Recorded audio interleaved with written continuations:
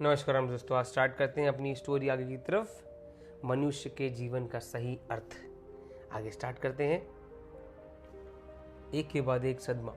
रेलगाड़ी से उतारकर 1500 कैदियों को एक छोटे से बाड़े में ठूस दिया गया, जिसमें शायद मुश्किल से 200 कैदियों की जगह रही होगी। भूख और सर्दी के मारे जान निकल रही थी।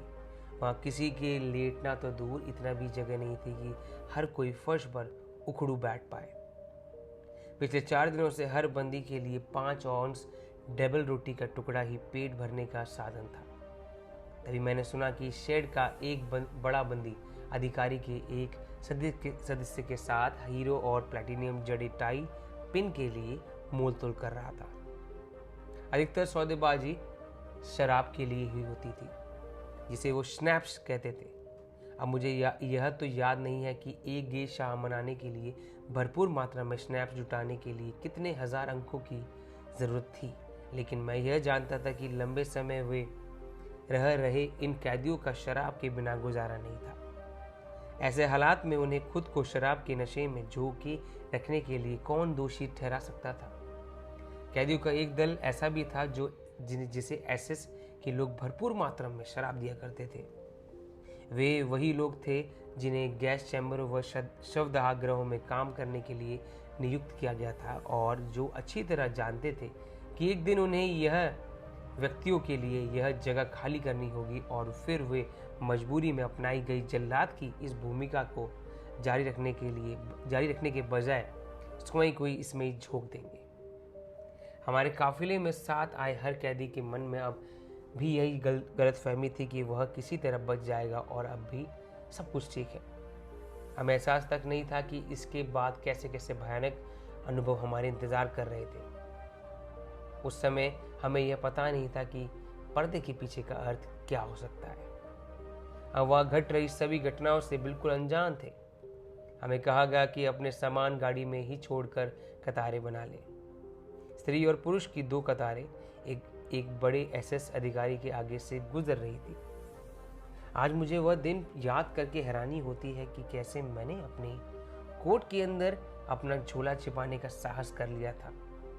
मेरी कतार के पुरुष एक एक करके अधिकारी के आगे से निकल रहे थे।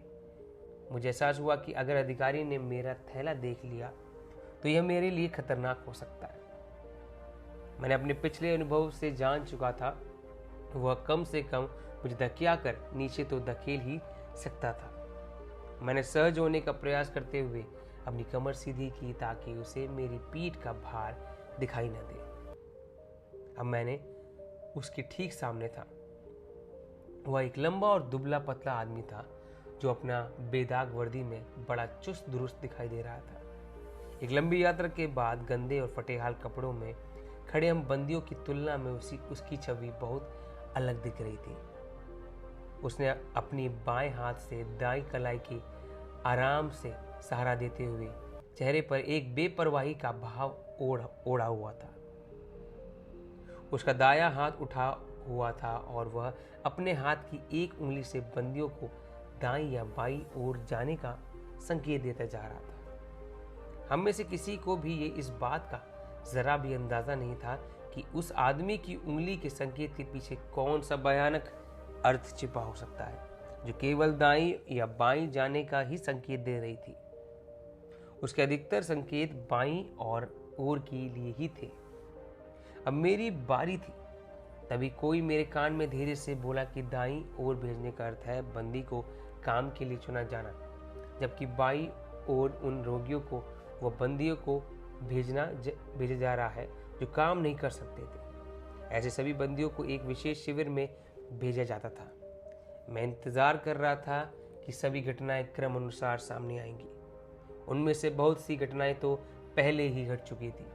मैं अपने थैले के भार से बाईं ओर जरा झुका हुआ था, लेकिन स्वयं को सीधा रखने का भरपूर कोशिश भी कर रहा था। एसएस के अधिकारियों ने मुझे हिचकिचाहट से देखने के बाद अपने दोनों हाथों में कंधों पर रखा दिया। मैंने भी होशियार दिखने के लिए भरपूर कोशिश की। उसने मेरे कंधे पकड़कर तब तक घुमाए जब तक मेरा चेहरा दाईं ओर नहीं मुड़ गया। फिर उसने मुझे दाईं दिशा में ही भेज दिया। शिविर में हमारा पहला दिन। हमें उसी दिन शाम को उस उंगली के खेल के मायने समझ आ गई। ये हमारे जीवन का मृत्यु के लिए लिया गया पहला फैसला या पहला चुनाव था। हमारे काफिले के अधिकतर व्यक्तियों यानी लगभग 90% साथियों के लिए यह मौत का फरमान था। अगले कुछ ही घंटों में उन्हें मौत की सजा सुना दी गई थी। जो लोग बाईं ओर भेजे गए थे उन्हें स्टेशन से सीधे कदम ताल करते हुए शवदाह गृह की ओर भेज दिया गया था और फिर वह हमेशा के लिए गहरी नींद सुला दिए गए। वह काम कर चुके एक व्यक्ति ने मुझे बताया कि उस इमारत के दरवाजे पर कई यूरोपियन भाषाओं में स्नानघर लिखा था। अंदर जाते ही कैदी को एक साबुन का टुकड़ा दिया जाता था और फिर, लेकिन शुक्र है कि मुझे वे सब घटनाएं दोहराने की ज़रूरत नहीं है, क्योंकि इस आतंक के बारे में पहले से ही बहुत सारे दस्तावेज मौजूद हैं और लोग इसके बारे में विस्तार से जानते हैं। हम में से जो लोग बच गए थे यानी काफिले के साथ आए केवल कुछ प्रतिशत बंदी, उन्हें शाम को यह सब पता चला। मैंने वहां पहले से रह रहे बंदियों से पूछा कि अन्य बंदियों और मेरे दोस्तों को कहाँ भेजा गया था। क्या उसे बाईं ओर भेजा गया था? उसने पूछा। हाँ, मैंने उत्तर दिया। तब तुम उसे वहां मिल सकते हो। उसने एक और इशारा किया। कहा? मैंने पूछा। उसने कहा गज की दूरी पर दिख रही चिमनी की ओर इशारा किया, जिससे निकलती आग की लपट पोलैंड के आसमान पर जाते हुए आगे जाकर एक बादल में ओझल हो रही थी। वह देखो, तुम्हारा दोस्त स्वर्ग की दिशा में जा रहा है, जवाब आया। लेकिन मैं यह बात तब तक नहीं समझ सका जब तक मुझे दो टूक शब्दों में सारी हकीकत नहीं समझ आई। मैं बातों के सिलसिलेवार ही बता रहा हूँ।